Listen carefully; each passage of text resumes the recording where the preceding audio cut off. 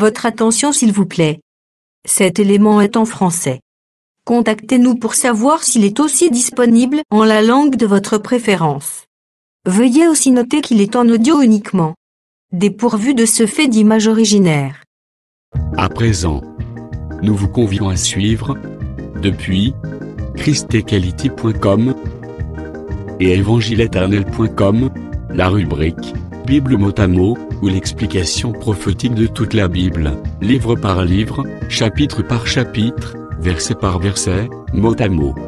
Elle est présentée aujourd'hui par le Dr Alain Zuzi Condé, ministre de l'Évangile éternel. Tous les enseignements du Dr Alain Zuzi Condé sont disponibles sur christequality.com/alaincondé.html. Bonne édification au nom de notre commun Seigneur et Dieu Jésus-Christ. Amen. Que le Seigneur Jésus-Christ vous bénisse. Nous sommes là pour la continuité de la Bible mot à mot. Nous visons un objectif. Si le Seigneur nous donne longue vie, de parler sur toute la Bible. Nous avons déjà touché plusieurs livres et pour le moment nous sommes dans les évangiles comparés. Après les évangiles comparés, nous avons commencé le livre de Genèse. Mais on n'a pas encore terminé. Nous n'avons pas encore terminé. Et après les évangiles comparés, nous allons retourner dans le livre de Genèse. C'est vrai que nous avons touché aussi un des livres de Moïse. Mais nous allons continuer tous les livres de Moïse. Ok. Pour aujourd'hui, nous prenons Matthieu chapitre 16, le verset 13 jusqu'au verset 28. Là, nous allons voir plusieurs sous-thèmes. Nous verrons là Jésus qui est incarné dans les prophètes. Jésus incarné dans les prophètes. Nous allons voir la maison bâtie sur les rocs, les clés du royaume, etc. Ok. Sans plus tarder, nous prenons la lecture. Nous allons lire Matthieu chapitre 16, le verset 13 à 28. Jésus étant arrivé dans les territoires de Césarée de Philippe, demanda à ses disciples, qui dit-on que je suis, moi, le Fils de l'homme? Vous voyez, Jésus avait besoin qu'on lui rende aussi un témoignage. Il avait aussi besoin d'écouter le témoignage de gens du dehors. C'est-à-dire, les gens du dehors doivent avoir aussi un témoignage sur nous. Ils répondirent, les uns disent que tu es Jean-Baptiste, les autres Élie, les autres Jérémie ou l'un des prophètes. Et vous, leur dit-il, qui dites-vous que je suis? Simon-Pierre répondit, tu es le Christ, le Fils du Dieu vivant. Jésus reprenant la parole lui dit, tu es heureux, Simon, fils de Jonas, car ce ne sont pas la chair et le sang qui t'ont révélé cela, mais c'est mon Père qui est dans les cieux. C'est-à-dire, il y a certaines révélations qui viennent de la chair et qui viennent du sang. Il y a certaines révélations. C'est-à-dire, vous êtes en face d'une révélation, vous devez vérifier. Est-ce que cette révélation vient de l'esprit? Ça vient du Père, parce que le Père, c'est l'esprit. Le Père, c'est l'esprit. Dieu est esprit. Jean chapitre 4. Alors, vous devez vérifier si réellement la révélation vient de la chair ou du sang, ou si la révélation vient du Père ou vient de l'Esprit. Beaucoup de révélations viennent de la chair. Et comment on peut comprendre que cette révélation vient de l'Esprit? C'est lorsque cette révélation ne contredit pas les prophètes et les apôtres. Lorsque cette révélation ne contredit pas les Écritures.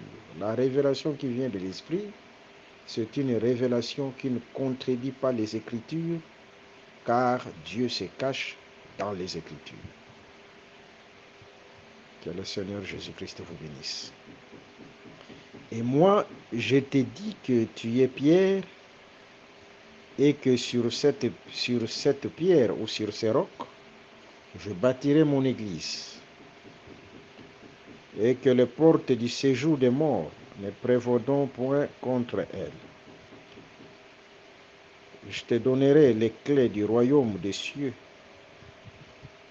Ce que tu lieras sur la terre sera lié dans les cieux, et ce que tu délieras sur la terre sera délié dans les cieux. Alors il recommanda aux disciples de ne dire à personne qu'il était le Christ.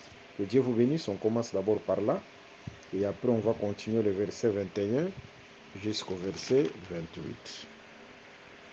Regardons, commençons par le verset 14. Ils répondirent, les uns disent que tu es Jean-Baptiste, c'est 13 à 14, les autres Élie, les autres Jérémie ou l'un des prophètes. Lorsqu'on dit l'un des prophètes, c'est-à-dire ça peut être Samuel, ça peut être Michée, ça peut être Malachie ou n'importe quel prophète. C'est-à-dire, selon cette écriture, lorsqu'on regardait Jésus,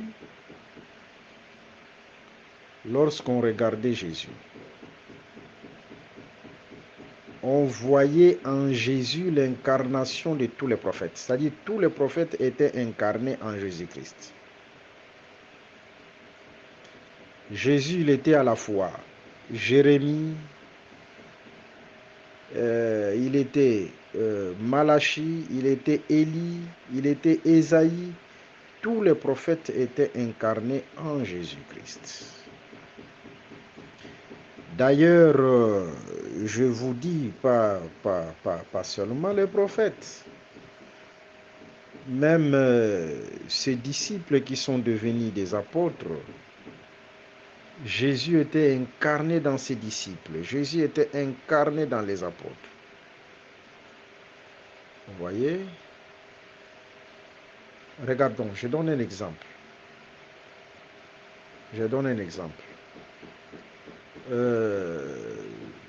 Lorsqu'on devait arrêter Jésus,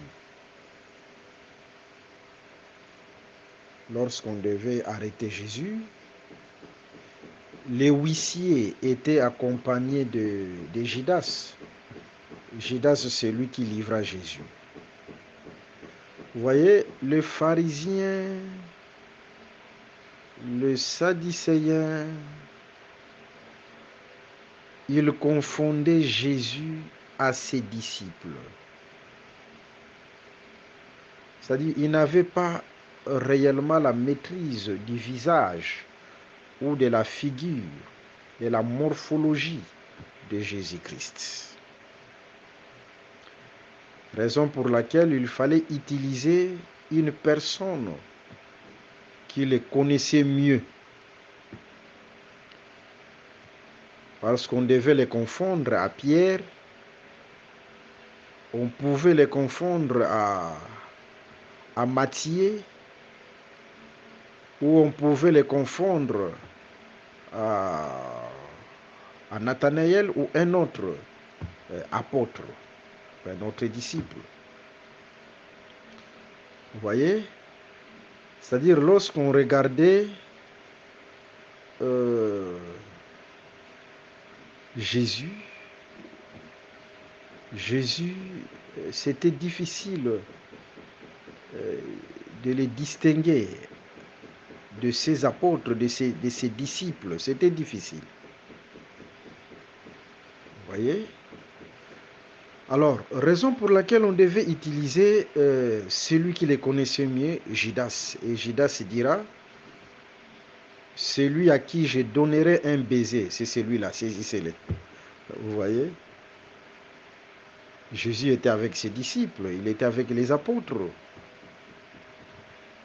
Alors, il fallait une personne qui les connaissait mieux pour orienter, qui devait orienter les huissiers ou ceux qui devaient l'arrêter. Pourquoi? Parce que c'était difficile de distinguer Jésus de ses apôtres. C'était difficile. Jésus était incarné aussi dans ses disciples et dans ses apôtres. Que le Seigneur Jésus-Christ vous bénisse. Vous voyez, par là, nous disons, Jésus devient une gerbe. Jésus devient une gerbe. À la fête de prémices, on prenait une gerbe qui était présentée devant Dieu. On l'a présentée devant Dieu. Lorsqu'on parle de la gerbe c'est l'ensemble de plusieurs tiges. C'est un corps, mais dans ce corps, il y a plusieurs membres.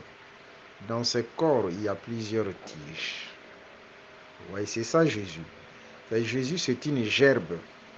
Mais dans ce corps-là, il y a plusieurs tiges. C'est dans ce corps-là, on peut voir Isaïe, on peut voir Jérémie, on peut voir Élie, on peut voir Jean-Baptiste. Tous les prophètes, ce sont les membres, les tiges dans ce corps appelé Jésus. C'est la gerbe. C'est comme aussi dans Cantique des Cantiques chapitre 1, le verset 13. Mon bien-aimé est comme un bouquet de myrrhe. Un bouquet.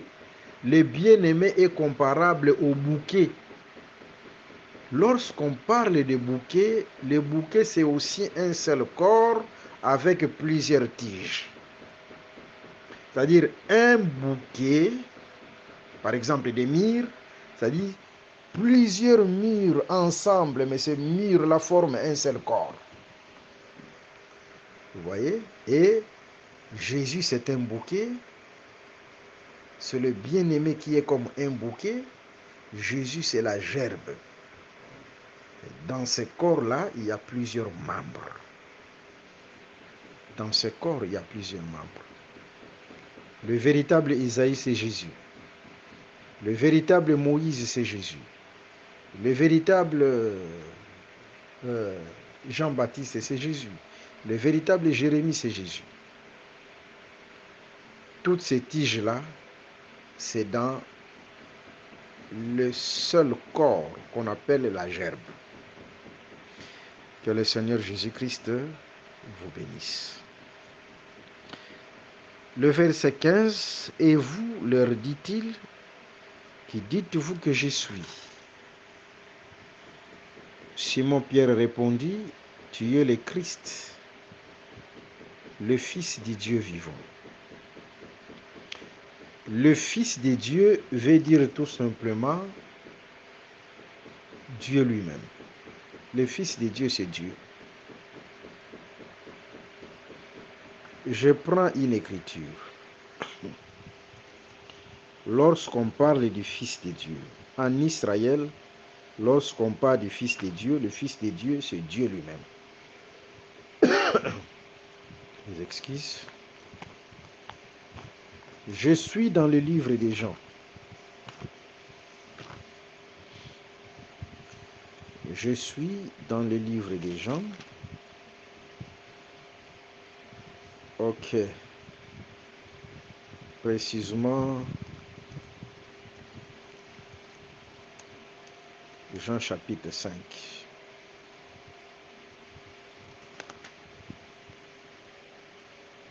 Jean chapitre 5.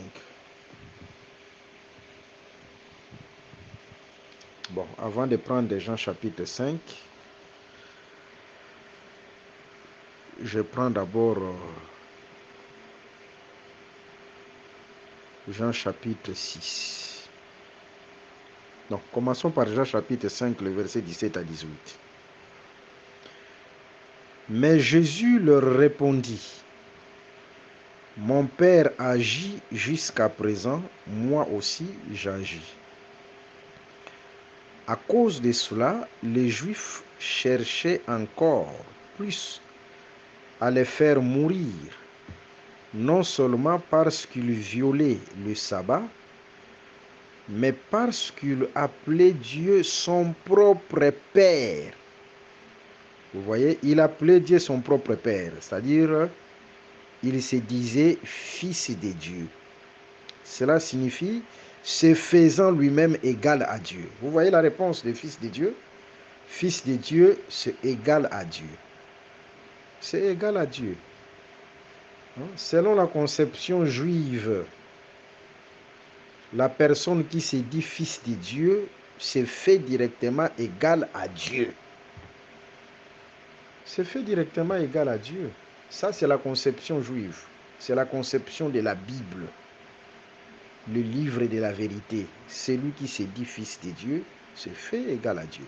C'est-à-dire le Christ que Israël attendait, c'était Dieu lui-même. C'était Dieu lui-même qui devait venir sauver son peuple.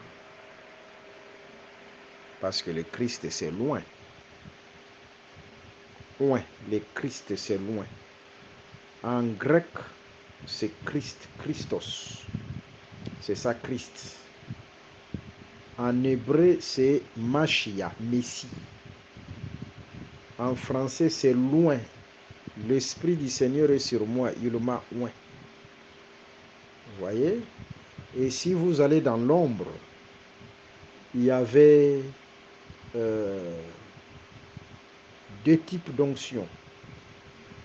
Il y avait l'onction sacerdotale et aussi l'onction royale.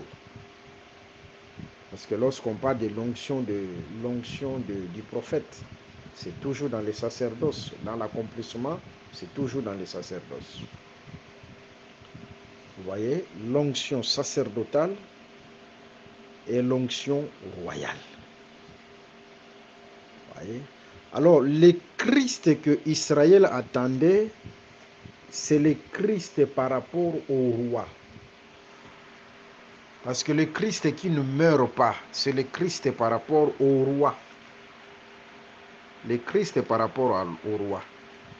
Mais le Christ par rapport au serviteur, par rapport au sacrificateur, par rapport au prophète, là, il meurt. Il est appelé à mourir. Mais le Christ par rapport au roi, il ne meurt pas. Vous allez voir lorsqu'on avait oint, vous prenez 1 Samuel chapitre 9, 1 Samuel chapitre 10, 1 Samuel chapitre 11.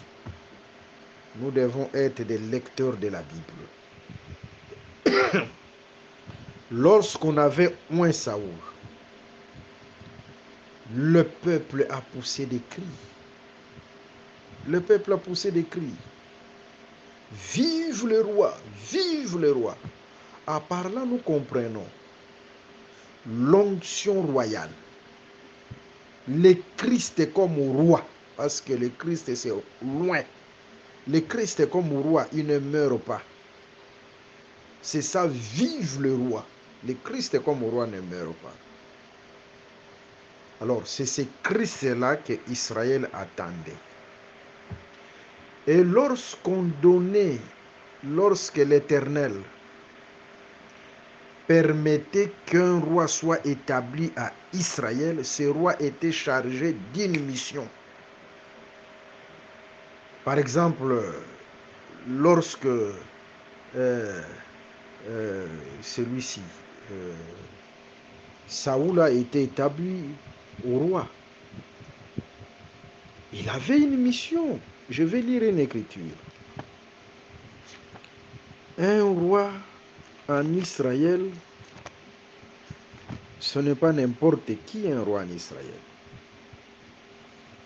Il est chargé d'une mission. Je prends 1 Samuel chapitre 11. Rapidement, nous allons lire quelques versets. Nous allons lire quelques versets. Ok.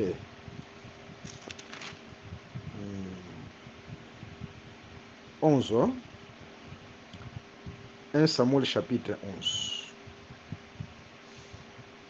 Bon, vous allez comprendre parce que c'est beaucoup. Dans 1 Samuel chapitre 11, lorsque Saoul a été établi roi, Israël était sous la menace des Ammonites. Et la mission de Saoul était de donner la victoire au peuple devant les Ammonites. C'est-à-dire de détruire les Ammonites et donner la victoire au peuple. C'était sa mission. Et au temps de David, c'était les Philistins. Il devait donner la victoire au peuple et détruire les Philistins. Et lorsque Israël attend le Messie, le Christ comme roi, Israël savait que, surtout au temps de Jésus, Israël était sous la domination romaine.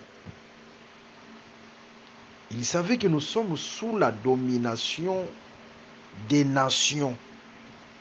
Nous sommes sous la domination des Romains. Et nous attendons loin. Ce point-là, ce Christ-là, c'est tout un roi. Mais lorsqu'il viendra, il est chargé d'une mission, celle de nous donner la victoire devant les Romains.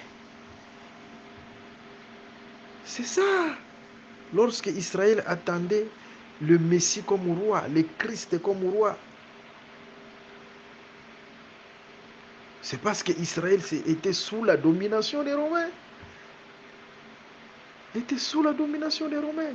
Et sur le plan prophétique aussi, lorsque le Messie se révélera à Israël,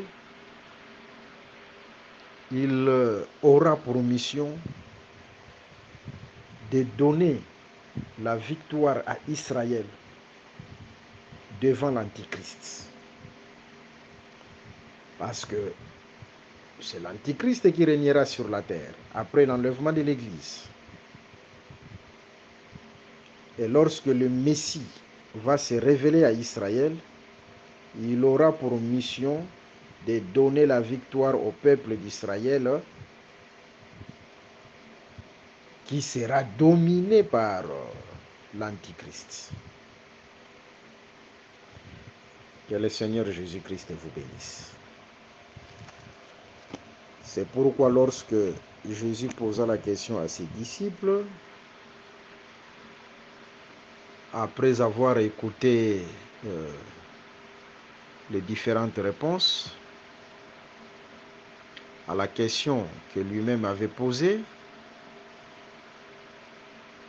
ce que les gens disent à son sujet, ils disent que tu es Élie, tu es Jean-Baptiste, tu es Jérémie ou l'un des prophètes. Ça aussi, ce n'est pas mauvais, c'est vrai. Parce qu'il était la gerbe, il était le bouquet. Tous les prophètes étaient incarnés en Jésus-Christ. Que le Seigneur Jésus-Christ vous bénisse. Mais en dehors de ça, il est le Christ. Le Christ, c'est le roi d'Israël. C'est celui qui vient donner la victoire à Israël devant ses ennemis. Alors, il y a les Christ comme roi. Les Christ comme roi, il ne meurt pas, mais il y a les Christ qu'on appelle le Messie souffrant, comme serviteur, comme sacrificateur, parce qu'il y avait aussi l'onction sacerdotale, l'onction prophétique. C'est Christ-là, comme serviteur, c'est celui-là qui est mort à la croix. Jésus qui est mort à la croix, c'était loin le Christ comme serviteur, comme sacrificateur, comme prophète, mais pas que le Christ comme roi. Le Christ comme roi ne meurt pas. Vive le roi. Que le Seigneur Jésus-Christ vous bénisse. Nous continuons la lecture. Nous sommes dans Matthieu chapitre 16. Prenons maintenant le verset 17. Jésus, reprenant la parole, lui dit: Tu es heureux, Simon, fils de Jonas, car ce ne sont pas la chair et le sang qui t'ont révélé cela. C'est-à-dire, c'est lui qui a la vraie révélation, selon la réponse de Jésus. Ensuite, il y a la révélation, la vraie révélation. Tu es heureux. Tu es heureux. Ensuite, il y a le vrai enseignement. Tu es heureux. La personne la plus heureuse, c'est celle-là qui a le vrai enseignement, la vraie révélation. Et Jésus dira à Pierre: Pierre, tu es heureux. Pourquoi? Parce que ce ne sont pas la chair et le sang qui t'ont révélé cela. Par exemple, dans les écoles théologiques, les révélations qui sortent dans l'école théologique, ce sont des révélations qui viennent de la chair et du sang. Parce que là, on vous dira qu'une femme peut être soit prédicateur, pasteur. C'est une révélation qui vient de la chair et du sang. Il y a d'autres qui établissent des diaconesses. Des diaconesses, je parle des diaconesses qui établissent vraiment des diaconesses dans leurs églises. Ils établissent des diaconesses comme dans Actes des Apôtres chapitre 6. Alors ils établissent des femmes. Alors dans Actes des Apôtres chapitre 6, on avait besoin des hommes. Vous voyez, toutes ces révélations-là, ces enseignements-là, ce sont des enseignements qui viennent de la chair et du sang. Que le Seigneur Jésus-Christ vous bénisse. Mais la vraie révélation, le vrai enseignement, c'est cette révélation qui vient du Père, qui vient de l'Esprit, confirmée par les Saintes Écritures, acclamée par les prophètes et les apôtres. Que le Seigneur Jésus-Christ vous bénisse. Ok, verset 18 à 20. Et moi, je te dis que tu es Pierre, et que sur cette pierre ou sur ces rocs, je bâtirai mon église, et que les portes du séjour des morts ne prévaudront point contre elle. La maison bâtie sur les rocs. Voyez? Jésus devait bâtir sa maison, son église, sur les rocs. Sur les rocs. Je suis dans Matthieu chapitre 7. Pourquoi bâtir sur les rocs? Matthieu chapitre 7, le verset 21 jusqu'au verset 26.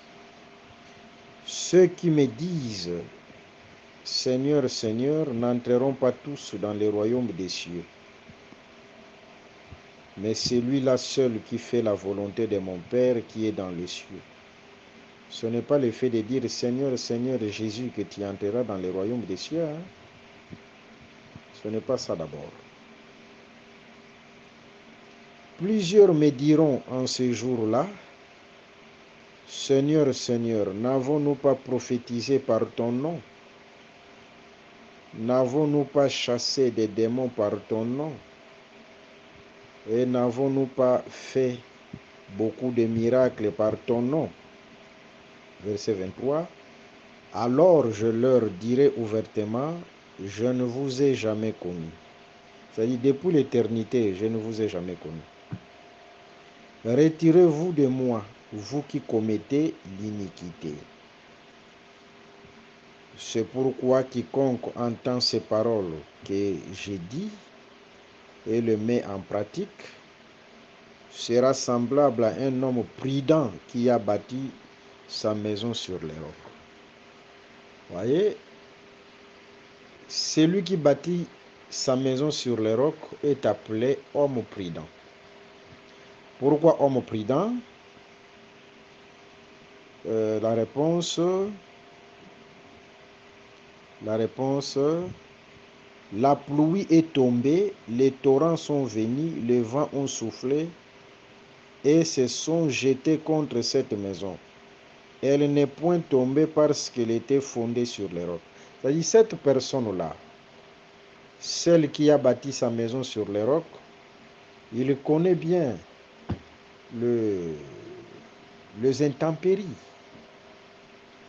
Il sait que les pluies viendront, les torrents s'abattront sur la maison, mais comme la maison est bâtie sur les rocs, cette maison subsistera. Les vents souffleront contre la maison, mais comme la maison est bâtie sur les rocs, la maison vaincra toutes ces intempéries. C'est-à-dire, l'homme prudent, lorsqu'il bâtit sa maison, il tient compte de toutes ces choses-là. Il tient compte des intempéries. Vous voyez? Et il bâtit sa maison sur les rocs, comme un homme sage aussi. Et c'est ça Jésus aussi. Sa maison qui est l'Église. Il l'a bâtie, posée sur les rocs. Toute maison doit être éprouvée. Toute maison doit être éprouvée. Par le vent, par les intempéries. Et lorsque la maison subsiste, on comprend réellement que cette maison est bâtie sur les rocs. On reconnaît un véritable fils de Dieu lorsqu'il y a des épreuves, lorsqu'il y a des vents. Mais la personne tient à la foi. Là, on comprend directement que cet homme, cette femme, cette brave femme, réellement, il est bâti sur les rocs. Cet homme est réellement bâti sur les rocs. Que le Seigneur Jésus-Christ vous bénisse. Adam fit aussi une maison, mais Adam, c'était une maison bâtie sur les sables, parce que Dieu a utilisé la terre pour former Adam. C'était une maison bâtie avec la terre. Raison pour laquelle lorsque le vent souffla contre cette maison, Adam directement est tombé. Ce vent-là, c'était le serpent. Genèse chapitre 3. Directement, Adam est tombé. Et par là, Dieu a tiré instruction. Il a dit, cette fois-ci, je dois bâtir sur les rocs. Vous voyez, quelles que soient les épreuves, quels que soient les combats, l'Église, c'est un peuple vainqueur. Pourquoi? Parce que c'est une maison bâtie sur les rocs. L'Écriture ajoute. L'Écriture ajoute. Nous sommes dans Matthieu, la Bible mot à mot, Matthieu chapitre 16.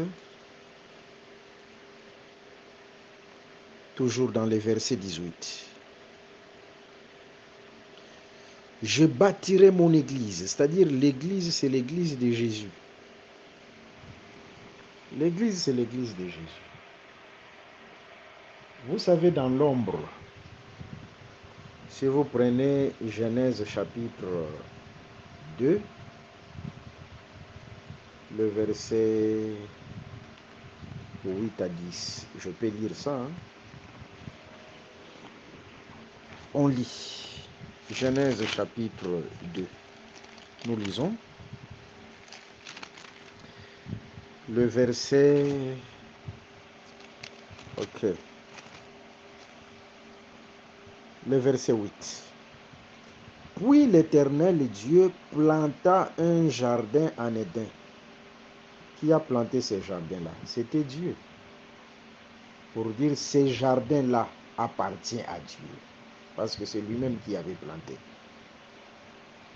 De la même manière, l'Église, c'est la maison de Jésus. C'est la maison de Jésus. Si l'Église, c'est la maison de Jésus, c'est-à-dire c'est l'ordre de Jésus qui doit y régner. C'est l'ordre de Jésus qui doit y régner. Le jardin d'Éden, c'est le jardin de Dieu, c'est le champ de Dieu. Mais Dieu a fait entrer Adam dans l'œuvre pour accomplir une écriture dans 1 Corinthiens chapitre 3, le verset 9, nous sommes ouvriers avec Dieu. C'est-à-dire, Dieu a fait entrer Adam dans l'œuvre. Et Adam devait respecter les principes. Les principes que Dieu lui avait donnés, c'était l'arbre de la connaissance du bien et du mal. C'était le principe que Adam devait respecter. Mais Adam n'a pas respecté. Comme conséquence, il a été dépouillé, chassé. Il a été chassé du jardin parce qu'il n'avait pas respecté les principes de Dieu. Ces principes-là, aujourd'hui, c'est la doctrine, c'est l'enseignement. L'église, c'est l'église de Jésus. Mais Jésus a fait entrer ses serviteurs. Il a fait entrer ses serviteurs dans l'œuvre qu'on appelle les ministres de Dieu. Éphésiens chapitre 4. Mais vous, les serviteurs, si vous voulez manger le fruit du jardin, vous voulez manger bien, respectez les principes, respectez l'ordre. Respectez l'ordre. Vous voyez? Et l'ordre qu'on doit respecter aujourd'hui, c'est l'enseignement, c'est la doctrine. Nous sommes ouvriers avec Dieu. Que le Seigneur Jésus-Christ vous bénisse. Ok. Et dans l'église du Seigneur, aujourd'hui, ce n'est pas une personne taper la torse. Ça, c'est mon église. Bon, c'est normal, ce sont des églises des hommes. Si vous entrez dans de telles églises, c'est la chair et le sang qui parlent. Ce n'est pas le Père qui parle là-bas. Là, c'est la chair et le sang. Mais dans l'église de Jésus, c'est l'Esprit qui parle. Regarde, ici, c'est mon église. C'est mon église. Si tu t'opposes à moi, à mes enseignements, je vais te chasser dehors. Je vais te chasser. Vous voyez, ce sont des églises des hommes. Mais l'église du Seigneur, c'est l'ordre du Seigneur qui règne. Dans l'église du Seigneur, c'est la doctrine de Jésus-Christ qui règne. Dans l'église du Seigneur, tous nous sommes effacés. C'est Jésus qui est élevé. C'est comme Saoul, il dépassait tout le monde en taille. En taille, il dépassait tout le monde. Aujourd'hui, qu'il croisse et que je diminue, Jésus doit nous dépasser en taille. C'est lui qui doit s'élever dans son église. C'est son église. Tous nous sommes effacés. Que le Seigneur Jésus-Christ vous bénisse. Nous continuons la lecture. Matthieu, chapitre 16, Et que ok. Et moi, je te dis que tu es Pierre, et que sur ces rocs, je bâtirai mon église, et que les portes du séjour des morts ne prévaudront point contre elle. C'est-à-dire, la maison bâtie sur les rocs, l'église du Seigneur a le pouvoir sur les portes du séjour des morts. Il y a les portes du séjour des morts. Hein. C'est-à-dire, si vous entrez dans ces portes-là, la finalité, c'est le séjour des morts. Comme les fausses églises, ce sont les portes du séjour des morts. Les fausses églises, je les répète, là, les fausses églises, ce sont les portes du séjour des morts. Les faux enseignements, les fausses églises n'ont pas le pouvoir sur la véritable église du Seigneur. Elles n'ont pas le pouvoir sur la véritable église du Seigneur. Les faux enseignements n'ont pas le pouvoir sur la véritable église du Seigneur. Que le Seigneur Jésus-Christ vous bénisse. Le verset 19. Je te donnerai les clés du royaume des cieux. Ce que tu lieras sur la terre sera lié dans les cieux. Et ce que tu délieras sur la terre sera délié dans les cieux. Verset 20. Alors il recommanda aux disciples de ne dire à personne qu'il était le Christ. Vous voyez, en ce temps-là, Jésus se cachait. Hein? Il était derrière les bagages. Mais lorsque le Saint-Esprit est descendu, le jour de la Pentecôte, Actes des Apôtres chapitre 2, là les apôtres rendaient témoignage de Jésus qu'il était le Christ. Vous voyez, il était le Christ. Là, la lampe n'était plus cachée sous les boisseaux, mais la lampe était sur les chandeliers. Que le Seigneur Jésus-Christ vous bénisse. Il y a deux temps. Il y a un temps où la lampe doit être sous les boisseaux, sous les lits, mais il y a un autre temps où la lampe doit être sur les chandeliers pour éclairer tout le monde. Lorsque Jésus dit, ne le dites à personne, c'est la lampe sous les boisseaux. Mais dans Actes des Apôtres chapitre 2, là, il rendait témoignage de Jésus comme le Christ. Là, c'est la lampe sur les chandeliers. Soyez bénis au nom de Jésus. Ce sont les deux temps. Je te donnerai les clés du royaume. C'est-à-dire, le royaume, c'est toute une ville. Mais pour y entrer, il faut qu'on t'ouvre les portes. Une ville avec plusieurs portes, avec plusieurs portes, parce qu'il y a plusieurs clés. Il y a plusieurs clés. Alors, si vous avez cette clé-là, non, le royaume vous est donné parce que vous avez la clé qui ouvre les portes du royaume. Il y a plusieurs clés. Hein? Les clés qui ouvrent les portes du royaume, ce sont les prophètes et les apôtres. Les prophètes et les apôtres, ce sont les clés. Si vous rejetez l'enseignement des prophètes et des apôtres, vous n'entrerez pas au royaume de Dieu. Le royaume des cieux est fermé pour vous. Seuls les prophètes et les apôtres qui ont le pouvoir de vous ouvrir le royaume de Dieu. Seuls les prophètes et les apôtres qui ont le pouvoir de vous ouvrir.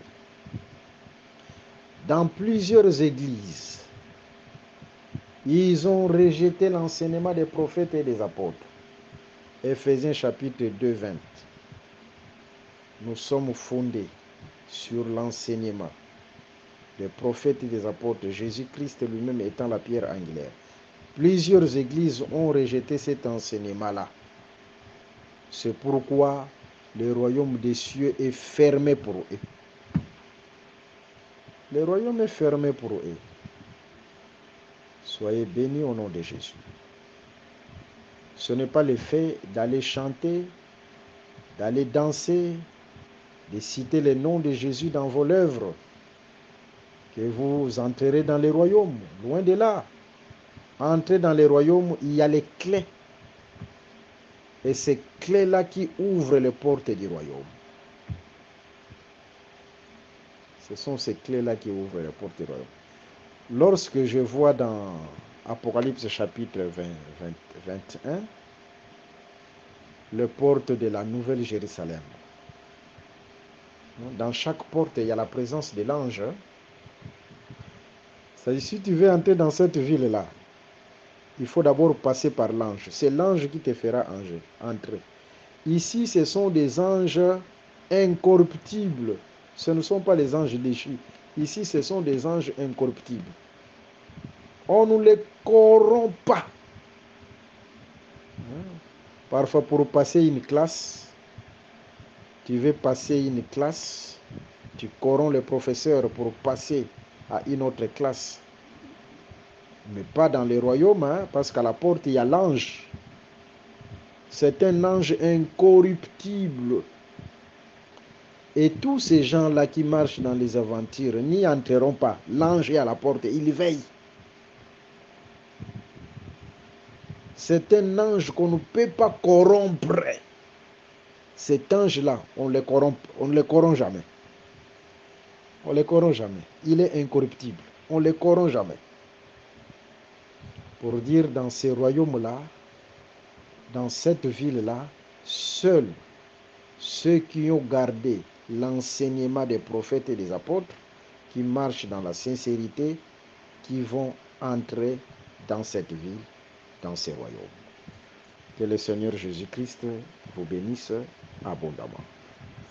Prenons le verset 21 jusqu'au verset 28. Nous sommes dans Matthieu, chapitre 16, le verset 21 jusqu'au verset 28. Dès lors, Jésus commença à faire connaître à ses disciples qu'il fallait qu'il allât à Jérusalem, qu'il souffrit beaucoup de la part des anciens, des principaux sacrificateurs et des scribes, qu'il fut mis à mort et qu'il ressuscita le troisième jour. Jésus fut un grand prophète. Il savait ce qui devait lui arriver. Il était un grand prophète. Pierre, l'ayant pris à part, s'est mis à le reprendre et dit: à Dieu ne plaise, Seigneur, cela ne t'arrivera pas. Vous voyez ce que Pierre faisait là?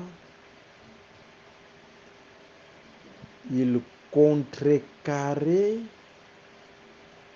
l'œuvre du salut. Parce que l'œuvre du salut, c'est l'œuvre de la croix. Et un esprit mauvais a visité Pierre. Vous voyez, l'esprit mauvais, ce n'est pas seulement l'agitation. Oh, les agitations. Ici, Pierre parlait dans il parlait calmement. Vous voyez, comme une bonne personne. Non, toi, tu ne peux pas mourir. Vous voyez, n'est-ce pas? C'est un bon conseil. Mais derrière ce conseil-là, c'est caché le diable. C'est caché le diable. Alors, on ne se fie pas aux apparences. C'est caché le diable. Voilà. C'est-à-dire, le véritable conseil, le vrai conseil, c'est la parole de Jésus. C'est le vrai enseignement. Tout enseignement en dehors des prophètes et des apôtres, même si cet enseignement vient dans le calme, ça vient dans le calme avec un bon souci. Mais si cet enseignement contredit les prophètes et les apôtres, comprenez que c'est le diable. Soyez bénis au nom de Jésus. Mais Jésus, le verset 23, se retournant, dit à Pierre, arrière de moi, Satan. C'est-à-dire qu'il était visité par un mauvais esprit. Tu mets en scandale, car tes pensées ne sont pas les pensées de Dieu. Mais il parlait calmement. Apparemment, c'est comme un bon conseil. Il faut avoir l'esprit de discernement. Mais celle des hommes. Alors Jésus dit à ses disciples, si quelqu'un veut venir après moi, qu'il renonce à lui-même, qu'il se charge de sa croix et qu'il me suive. C'est comme Simon de Cyrène, dans Matthieu chapitre 27, qui porta la croix de Jésus. Porter la croix, c'est participer à la souffrance, à l'opprobre de Jésus. De la même manière qu'on a parlé du mal à Jésus, vous aussi on vous parlera du mal. De la même manière qu'on a persécuté Jésus, vous aussi qui croyez en Jésus, on vous persécutera. C'est une forme, une manière de porter sa croix, de participer à sa souffrance.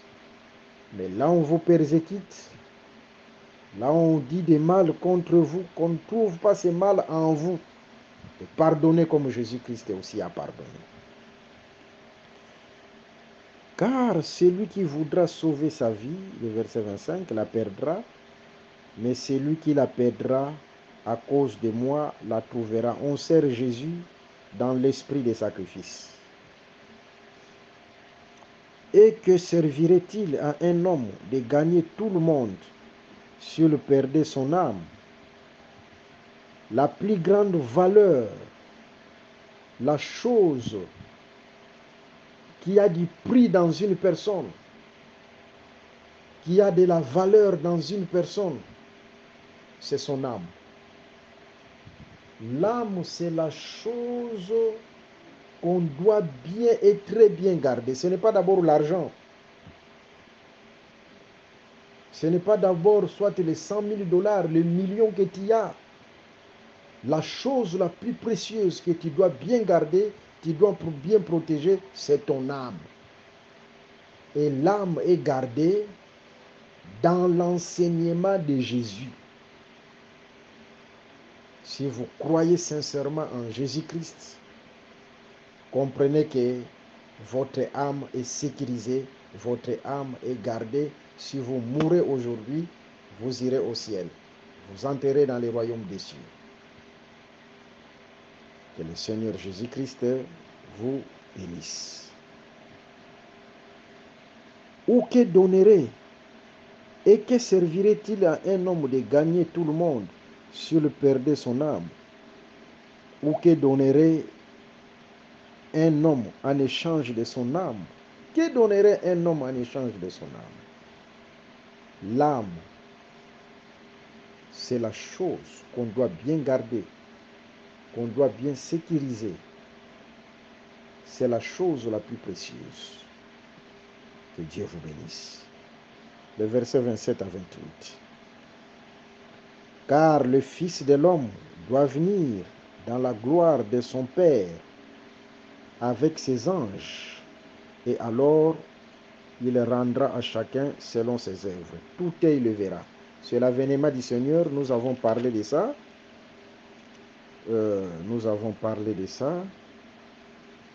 Toujours dans Matthieu chapitre 16, le verset 1 jusqu'au verset 12. Nous avons déjà parlé de ça. Le Seigneur qui viendra avec ses anges, ici ce n'est pas l'enlèvement, ici c'est tout œil le verra. Et il viendra aussi récompenser chacun de nous de la manière dont nous avons servi le Seigneur sur cette terre. L'Écriture dit ceci. L'Écriture dit ceci. Car le Fils de l'homme doit venir dans la gloire de son Père avec ses anges, et alors il rendra à chacun selon ses œuvres. Vous voyez? Parce que tous, nous n'avons pas servi le Seigneur de la même manière. Il y a ceux qui ont servi Dieu plus Il y a d'autres qui ont servi moins. Mais tous nous avons cru en Jésus. Mais les œuvres s'y diffèrent.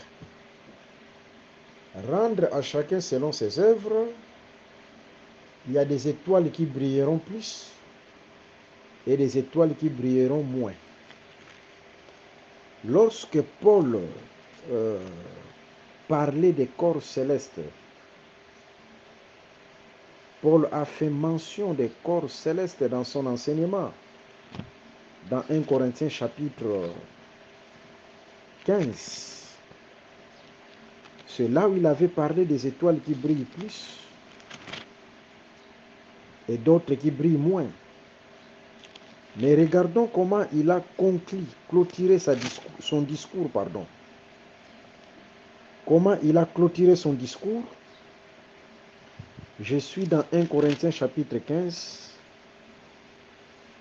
le verset 38. Non, pas le verset 38. Je prends le verset 58. Il a parlé des corps célestes, mais à la fin, regardons sa conclusion. Ainsi, mes frères bien-aimés, soyez fermes, inébranlables, travaillant de mieux en mieux dans l'œuvre du Seigneur, sachant que votre travail ne sera pas vain dans le Seigneur. Vous voyez, travaillant de mieux en mieux, sachant que votre travail ne sera pas vain dans le Seigneur. Pourquoi? Parce que le Seigneur récompensera les œuvres. Si tu as beaucoup travaillé, tu brilleras plus. Si tu as moins travaillé, tu brilleras aussi moins. Que personne ne vous décourage, surtout ceux qui sont dans le Seigneur. Parce que les œuvres, les bonnes œuvres que Dieu agrée, ce sont les œuvres qui se font en Christ Jésus. D'autres œuvres qui ne se font pas, qui se font, mais en dehors de Jésus, là Dieu n'agrée pas. Dieu agrée les bonnes œuvres qui se font en Christ Jésus. Les bonnes œuvres qui se font en Christ Jésus. Ce sont ces œuvres-là que le Seigneur récompensera. Ceux qui ont beaucoup travaillé, ils brilleront plus. Et ceux qui ont moins travaillé, ils brilleront aussi moins. Ils brillent moins. Que les gens ne vous découragent pas. De la manière dont vous servez le Seigneur, que les gens ne vous découragent pas. Parce que vous aurez la récompense, que ce soit dans ces siècles présents et dans les siècles futurs, c'est-à-dire à l'éternité, vous aurez la récompense. À l'éternité, le Seigneur vous récompensera. Il fera que vous puissiez briller plus à cause de vos bonnes œuvres. Soyez bénis au nom de Jésus. Il faut soutenir l'œuvre de Dieu, soutenez. S'il faut soutenir le serviteur de Dieu, soutenez. S'il faut faire du bien aux frères, aux sœurs, faites-le. Le Seigneur vous payera, il vous récompensera. À l'éternité, vous brillerez plus. Soyez bénis au nom de Jésus-Christ. Les derniers versets, Matthieu chapitre 16, le verset 28. Je vous l'ai dit en vérité, quelques-uns de ceux qui sont ici ne mourront point, qu'ils n'aient vu le Fils de l'homme venir dans son règne. Bien sûr que oui. Pour bien comprendre ces versets, il faut venir dans Matthieu chapitre 17. Commençons par le verset 1. Là, vous allez bien comprendre ça. 6 jours après, c'est-à-dire après 6 jours, lorsque Jésus-Christ prononça cette parole ici dans le verset 28, je vous le dis en vérité, quelques-uns de ceux qui sont ici ne mourront point, qu'ils n'aient vu le Fils de l'homme venir dans son règne. Ici, il parlait du règne du Fils de l'homme. Alors, 6 jours après, Jésus prit avec lui Pierre, Jacques et Jean, son frère, et il les conduisit à l'écart sur une haute montagne. Il fut transfiguré devant eux. Son visage resplendit comme le soleil, et ses vêtements devinrent blancs comme la lumière. C'est-à-dire, il les a fait goûter le royaume étant sur la terre. Et voici Moïse et Élie leur apparurent, s'entretenant avec lui. C'est ce qui va se faire dans les royaumes. Les morts en Christ ressusciteront. Parce que Moïse était mort. Il représente le mort en Christ. Élie était enlevé. C'est l'Église qui sera enlevée, mais qui retournera pour régner avec le Seigneur. C'est pourquoi Pierre dira, construisons 3 tentes. C'est la fête des tabernacles. C'est la fête des tentes. Là, nous sommes au règne millénaire. Ce que Jésus-Christ a fait ici, dans Matthieu chapitre 17, c'était la chose qui arrivera.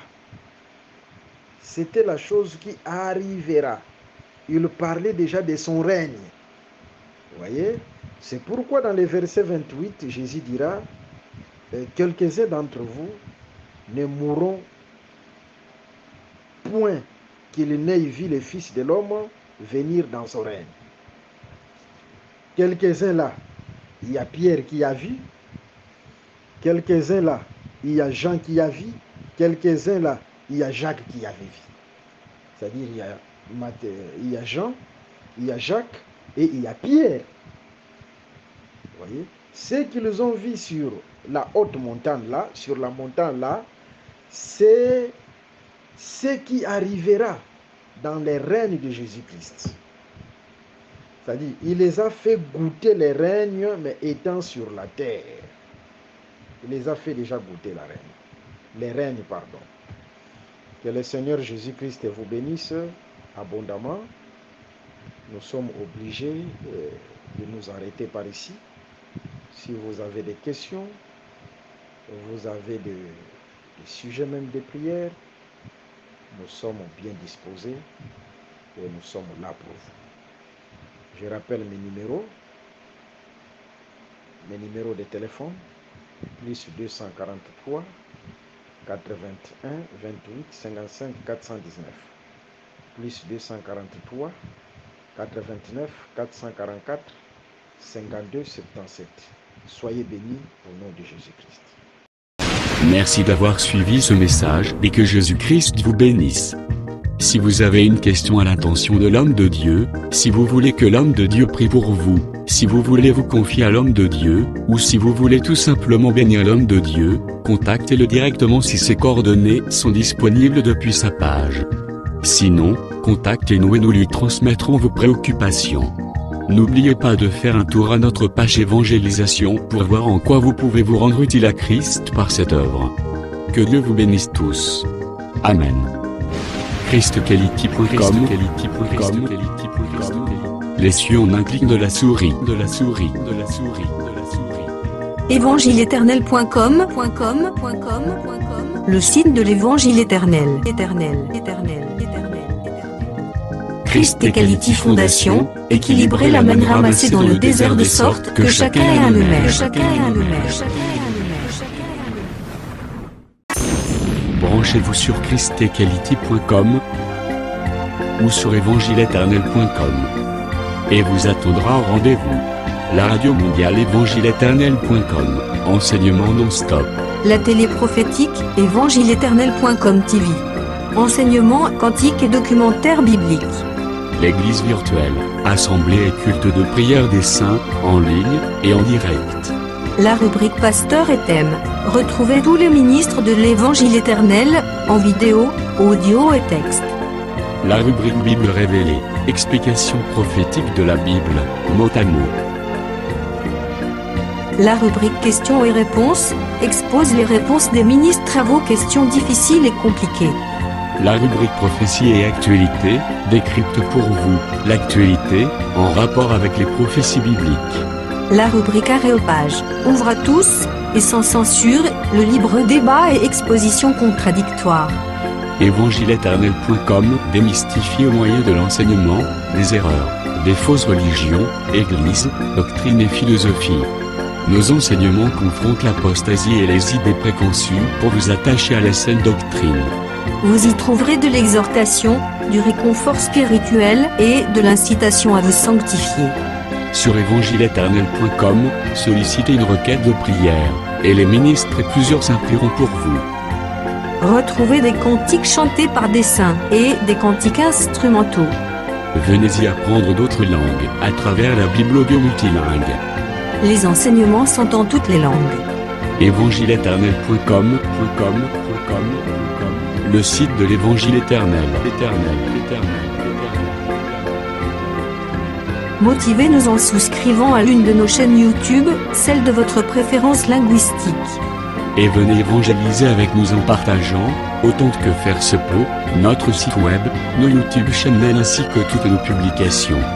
Merci de le faire et que Jésus-Christ notre commun Seigneur et Dieu vous bénisse tous. Amen. christequality.com.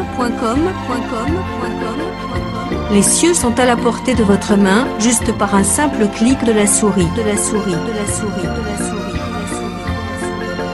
Christ Equality Fondation, équilibrer la manne ramassée dans le désert de sorte que chacun ait un aimère.